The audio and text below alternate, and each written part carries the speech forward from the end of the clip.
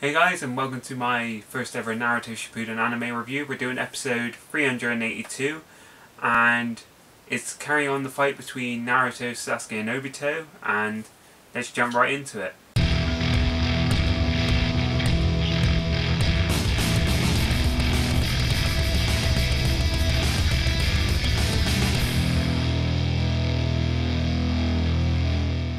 We start off with the after effects of the God Tree last week. Obviously last week all the roots sprout out and started absorbing all the chakra of all the ninja with Naruto's chakra around them. Most of the Rookie 9 got away, but we see that Shikamaru is on the floor and he has been drained of some of his chakra. You can see some of his skin is starting to wrinkle, and I swear I read this in the manga when it was out, and I swear Shikamaru looks a lot worse in the anime than he did in the manga. Like, I can't remember him. It seems like a lot of his moisture has been sucked out. Like the average, not as bad as some of the shinobi we saw last week, but he seems like some of it's gone. He looks really bad. He looks like he's going to be out of it for a while. Naruto is on, well, he's crying. He's got tears in his eyes, and we see him looking around at all the people that he lost to the God Tree. Obito is still doing what Obito has been doing since the beginning and just mocking Naruto. Every time someone dies, he just totally just rinses Naruto and just wants him to go into despair and give in to the hatred and become... Because Obito believes that Naruto is similar to him, and he wants to prove Naruto wrong and make Naruto become like him. He wants to prove that Naruto is going to slowly become like Obito. Once he feels the pain that Obito felt, then he feels that Naruto will slowly become like him. It's getting to the point now where it has been rubbed in a lot. Like, Obito said this quite a lot of times now.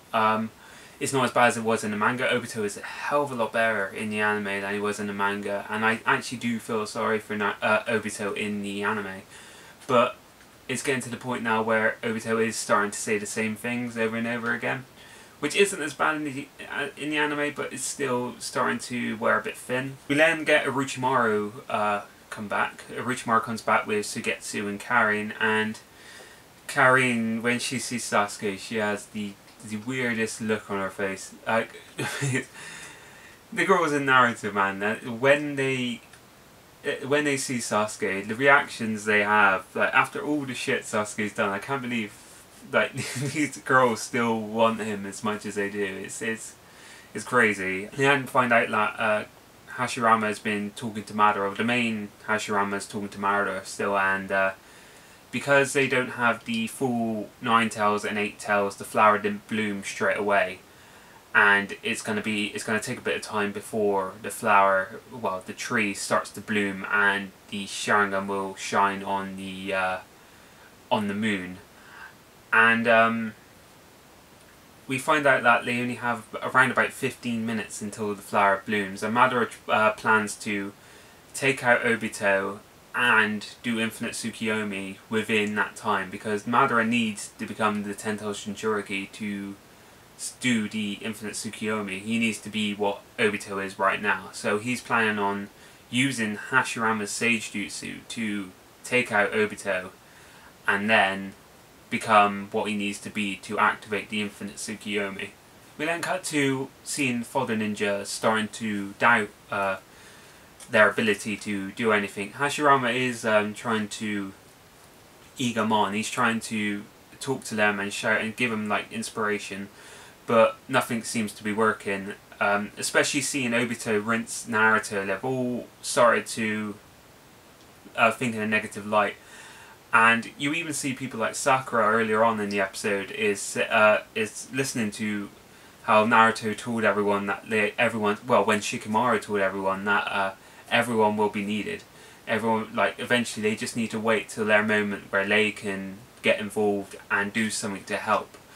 But she's even starting to doubt them by saying that can they survive until that point? She's saying, yeah, how can we help if we're dead before then?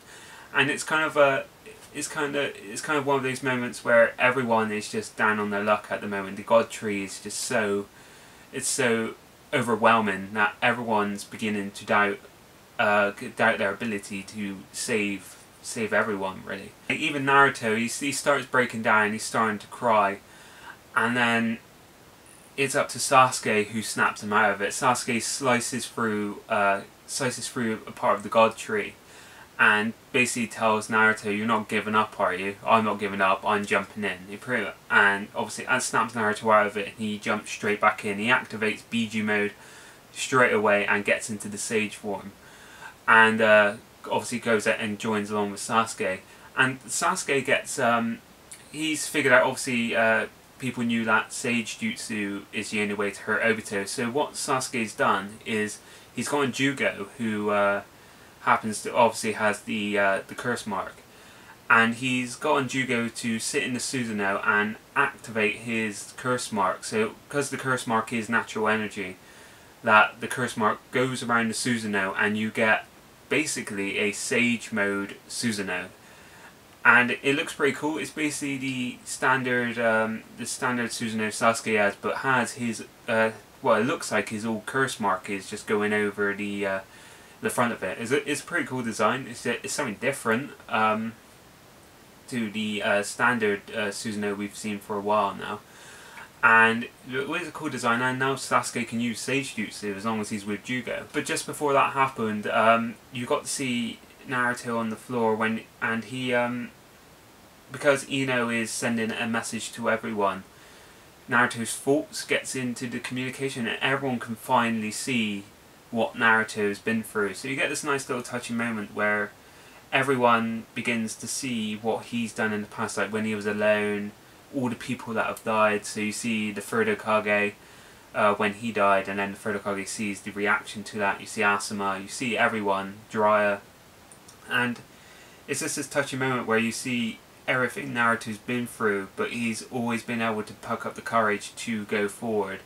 And this is when Naruto basically tells everyone, he's like, "No, I'm not giving in, I'm not giving up, I'm going for it, this is who I am, I'm going in, and I would never live with any regrets."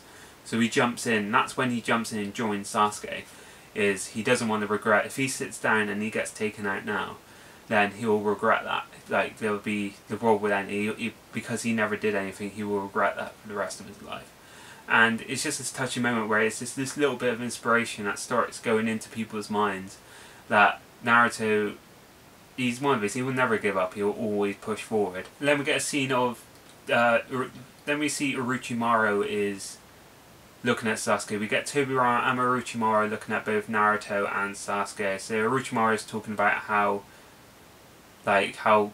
Sasuke is going to be the one Uchiha who can surpass Madara, and Tobirama looks at Naruto of reminding him of his brother. And you see this kind of comparison, which we've seen this comparison quite a lot so far in the anime, of Naruto and Sasuke being polar opposite, well, the same, like they're kind of the descendants of Hashirama and Madara. And it's just this kind of comparison that's going to be going through the rest of the anime until the end. You're always going to get this comparison to these two big figures. Like, we even had it in part 1 with the Final Valley, with Naruto and Sasuke fighting the exact location where these two fought. It's just carrying on that theme of the generation going to the next generation, of how the generations repeat themselves. And Naruto and Sasuke are the ones to break that cycle. So then Hashirama starts thinking about the past and how he went to the first Kage Summit, and how they all met together, and they're all discussing how the first Hokage should be sharing that. He wants to share the Tell Beast out to all the other villages so they can have equal power and have maybe start a relationship where they can all become one and just live in peace. But it starts off with you have a fun little scene of the second Hokage saying, "Yeah, we'll give you the Tell Beast, but for a price." And the first Hokage's like, "What? For? I thought we were giving them to them for free." And you have this little funny scene between the two brothers, how they're polar opposite personalities, and it goes into a sequence of the Kazekage asking for a Tell Beast because obviously he lives in a sand environment, a rough environment, and they need some sort of power to help him out. And it goes into this massive argument with the Kages, and Hashirama whacks his head on the table and just goes into a speech about how he one day he wants all the villages to work together, be able to work together and fight together. And it's just this emotional scene of the first saying that this is the first step to something that could happen in the future. And then it comes back to obviously the whole Ninja Alliance and how Hashirama is literally just shouting that this is the day where we can all come together and we can all work together. And as that happens, the 5 Kage who have been travelling throughout the episode they land in front of it, and the episode ends with the 5 Kage standing together in front of the whole Shinobi Alliance, which is kind of symbolic in a way. But yeah, that was the end of the episode. The animation was kind of just standard Naruto animation. It was nothing too bad, it wasn't too good. There wasn't a lot of action in this one, so obviously they just had a lot of kind of still frames of people talking. But apart from that, there was one thing that bugged me though. There was when he went through the Naruto flashback of Naruto going through his past, there was a massive freeze frame because the music started to build up, and there was a shot of Jiraiya's grave, and it stayed there for ages. It was just prolonged for a while. It's just a little nitpick I had. It was just there. They were trying to do it with the beat of the music, but they put the music in at a little bit too early, so the shot just went on for a while and kind of dragged out for a little bit. But apart from that, the episode was just standard. It had the standard Obito still doing what Obito's doing. We had a lot of progression, as in the way of the Shinobi Alliance getting inspiration to finally maybe doing something. Sasuke has now got the ability to fight back at Obito, and Naruto's back on his feet from last week. So we've got progression in that point. The Kages have finally come to the battlefield, so we've got some extra people there, as well as Orochimaru, Suigetsu and Karin. So yeah, so next week we'll be carrying on with the fight, and hopefully, don't think it'll be too long now until Obito is, well, you'll see what happens at the end of the fight really. Well, that's the end of this review of Naruto. If you liked the video, please like and subscribe to my channel for more anime and manga reviews. I do need to say I'm working on a Naruto retrospective, which will be coming out over the next couple of weeks till the end of Naruto. It's basically just it's just going through all the main arcs of Naruto and kind of talking about the story progression and how Naruto has developed as a character to the end. So it might be something you guys want to check out. There'll be a couple of videos coming through the next couple of weeks leading up to the final video on the last chapter of Naruto.